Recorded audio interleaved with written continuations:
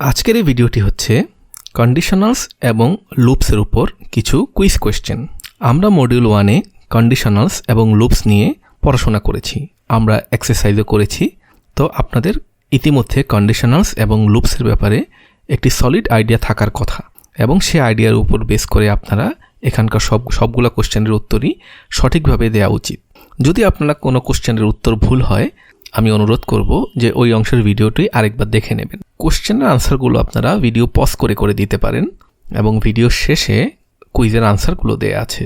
আমরা মডিউল 1-এর প্রায় শেষের দিকে চলে এসেছি। আপনাদের যদি এখনও কোনো টপিক্সের ব্যাপারে আইডিয়া পুরোপুরি ক্লিয়ার না থাকে, তাহলে পুনরায় ভিডিওগুলো দেখে নেবেন।